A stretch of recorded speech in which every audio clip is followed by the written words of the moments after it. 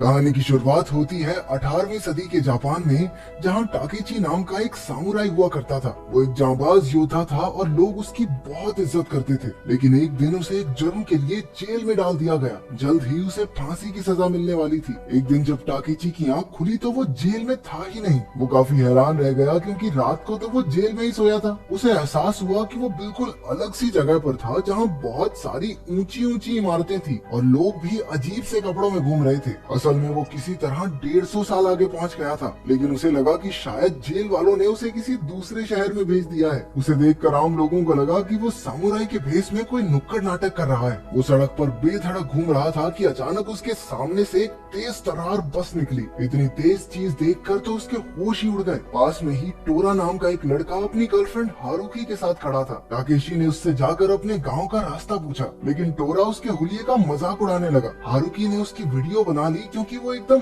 असली सामुराई जैसा लग रहा था। इसके बाद ताकेशी ने एक दुकान में जाकर एक सेब उठा लिया। उसने दुकानदार से कहा कि अभी उसके पास पैसे नहीं है, लेकिन वो बाद में चुका देगा। इस अजीब से आदमी को देखकर मैनेजर काफी डर गया था, इसलिए उसने कुछ नहीं कहा। बाहर ताकेशी मजे से सेब खाने लगा, लेकिन एक पुलिस वाले ने उसे अपने साथ पुलिस स्टेशन चलने को कहा क्योंकि उसने चोरी की थी। जब उसके ना मानने पर पुलिस वाले ने जबरदस्ती की तो ताकेशी ने एक ही गुस्से में उसे चित कर दिया। इसके बाद और पुलिस वाले उसके पीछे पड़ गए। हारुकी ने इस सब की वीडियोस बनाकर सोशल मीडिया पर डाल दी। उधर बेचारा ताकेशी एक टीचर के घर के बाहर बेहोश होकर गिर गया। जब उसकी आंख खुली तो टीचर साइकी ने उसे बताया कि वो पिछले 2 दिन से बेहोश था। पुलिस उसे ढूंढते हुए आई थी, लेकिन साइकी ने उन्हें वापस भेज दिया क्योंकि एक सेब चुराना कोई बड़ा जुर्म नहीं है। ताकेशी ने झुककर उसका शुक्रिया अदा किया। उसने बताया कि उसका नाम सामुराई ताकेशी है। साइकी ने किताबों में उसके बारे में पढ़ा था, लेकिन उसे लगा कि शायद ये महज एक इत्तेफाक होगा। ताकेशी जिंदगी में पहली बार रेजर से दाढ़ी शेव करके हक्का बक्का रह गया। इसी तरह इस दुनिया की काफी चीजों से उसे हैरानी हुई,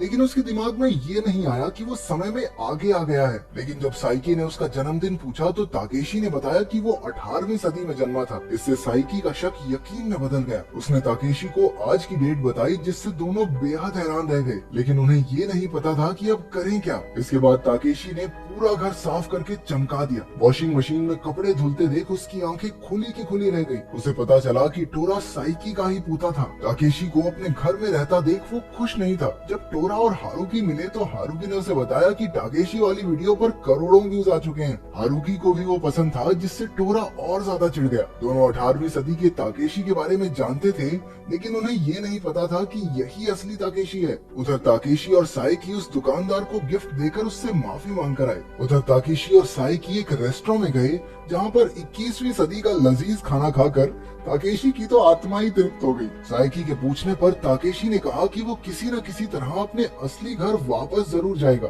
लेकिन तब तक के लिए साइकी ने उसे अपने स्कूल में टीचर बनने के लिए मना लिया था। अगले दिन उसे छोटे बच्चों की क्लास लेनी थी, जो एक असली सामुराई को देखकर बेहद खुश हुए। धीरे धीरे उन्होंने ताकेशी को फोन चलाना सिखाया, उसे नई नई दुकानों में घुमाया, उसके साथ मछलियाँ पकड़ी और बास्केटबॉल भी खेला। दूसरी तरफ ताकेशी ने उन्हें सिखाया कि मुसीबत के वक्त कभी डरकर हार नहीं माननी चाहिए, बल्कि साथ मिलकर उस मुसीबत से लड़ना चाहिए। बच्चों की माएँ तो उस पर पूरी तरह फिदा थी, लेकिन अपना ताकेशी वन वुमन मैन था, जो कि 18वीं सदी में रहने वाली अपनी पत्नी से बेहद प्यार करता था। फ्लैशबैक में हमने देखा कि 18वीं सदी में टोयो नाम के एक आदमी ने ताकेशी और उसके स्टूडेंट्स की बहुत बेइज्जती की थी। वो ऊंचे दर्जे का एक घमंडी सामुराई था, जो अपने से निचले लोगों को कीड़े मकोड़े समझता था। ताकेशी के सभी स्टूडेंट्स उसकी बेइज्जती पर बेहद गुस्से में थे और टोयो को जान से मारना चाहते थे। गुस्से में ताकेशी ने उसे मारने का प्लान बनाया। उसके साथियों ने रात के अंधेरे में टोयो पर हमला कर दिया, लेकिन गलती से एक मासूम आदमी मारा गया। इसी वजह से ताकेशी को कैद करके उसे फांसी दी जाने वाली थी। वर्तमान समय में ताकेशी ने टोरा को झूठ बोलकर स्कूल बंक करते हुए पकड़ लिया, लेकिन टोरा ने उसे अपने काम से काम रखने को कहा। उसने ताकेशी पर हमला भी किया, लेकिन एक सामुराई के सामने उसकी एक न चली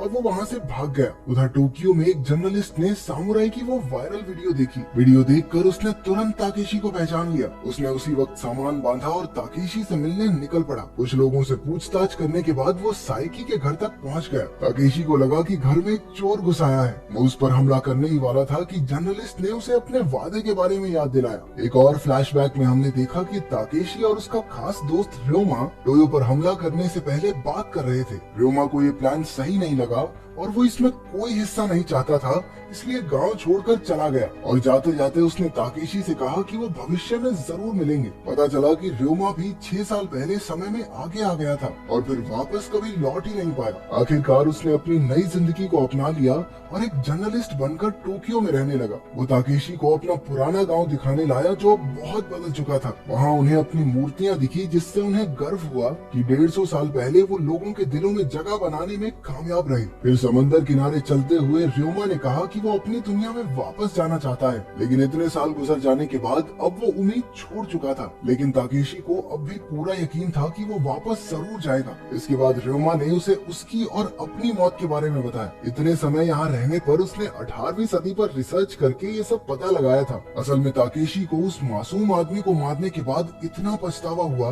कि उसने खुदकुशी कर ली थी और र्योमा को 6 साल बाद एक गांव में मार दिया गया था। उन्होंने अपनी ही कब्र पर जाकर देखा कि ये बिल्कुल सही था। फिर ताकेशी ने अपनी पत्नी के बारे में पूछा तो र्योमा ने कहा कि वो भी 8 साल बाद मर गई थी। अब ताकेशी अपनी पत्नी को बहुत याद कर रहा था। अचानक उसने देखा कि टोरा को कुछ गुंडे घसीट कर ले जा रहे थे। वो गुंडे उसे पैसों के लिए परेशान कर रहे थे और थोड़ी देर बाद तो उन्होंने बेरहमी से उसे मारना पीटना शुरू कर दिया। तभी ताकेशी और र्योमा ने वहाँ आकर गुंडों के सरदार को जाने के लिए कहा, लेकिन वो गुंडे तो ताकेशी का मजाक उड़ाने लगे। अबे तू फैंसी ड्रेस कंपटीशन में आया क्या? लेकिन उन 15 गुंडों के लिए ये 2 ही काफी थे। ताकेशी ने एक लोहे की पाइप से उन सबकी चटनी बना दी। आखिर में उनका सरदार बचा था जो डर के मारे दुम दबाकर भाग गया। इसके बाद र्योमा वापस टोक्यो जा रहा था। उसने अब इस नई दुनिया को अपना लिया था और यहाँ खुश भी था। उसने ताकेशी को फोन करके अपने साथ आने को कहा, लेकिन ताकेशी साइकी और स्कूल के बच्चों के साथ ही रहना चाहता था। 18वीं सदी में ताकेशी खाली समय में अपनी पत्नी के साथ कागज के फूल बनाया करता था। इंटरनेट से पहले का जमाना कितना बोरिंग था ना। सोचो तुम खाली टाइम में हमारी वीडियो भी न देख पाते।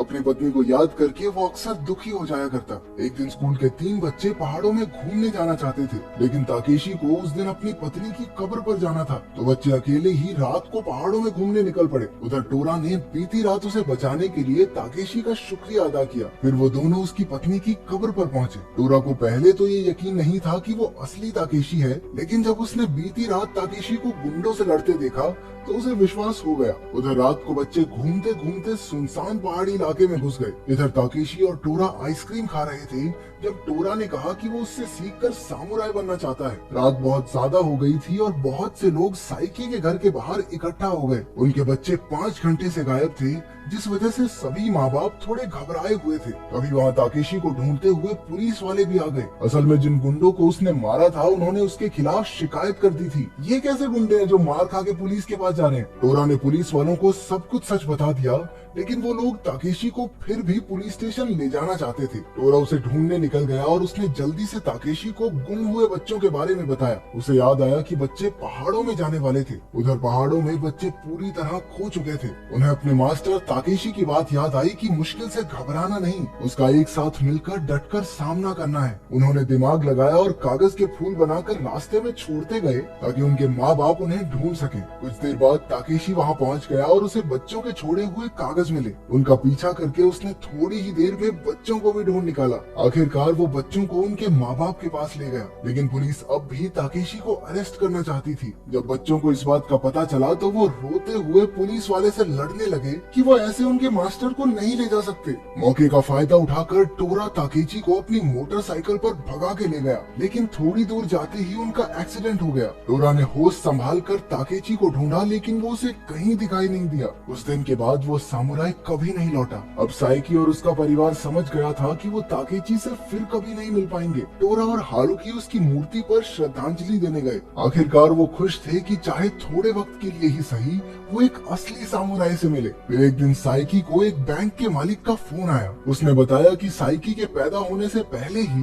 कोई उसके लिए एक चिट्ठी छोड़ गया था। उस खत में ताकेची ने लिखा था कि वो साइकी का शुक्रगुजार है। उसने बताया कि एक्सीडेंट के बाद वो 18वीं सदी में वापस पहुंच गया था था। उसने स्कूल के बच्चों और टोरा की तस्वीर भी बनाई थी। उस खत को देखकर टोरा की आंखों में आंसू आ गए। इसके बाद हमने फ्लैशबैक में देखा कि ताकेची ने 18वीं सदी में वापस लौटकर अपनी पत्नी और साइकी के लिए खत लिखे। उसने ये भी कहा कि साइकी का खत 150 साल के बाद ही खोला जाए। लोगों को लगने लगा कि वो फांसी के डर से पागल हो गया है, लेकिन वो एकदम शांत था क्योंकि वो पहले से ही जानता था कि आगे दुनिया कितनी खूबसूरत होने वाली है। आखिरकार उसे खुदकुशी करने के लिए मजबूर किया गया ताकि लोग उसे योद्धा नहीं बल्कि एक कायर के तौर पर याद रखें। लेकिन ताकेशी ने खुशी खुशी अपनी जान ले ली क्योंकि वो जानता था कि लोगों के दिलों में उसके लिए इज्जत होगी।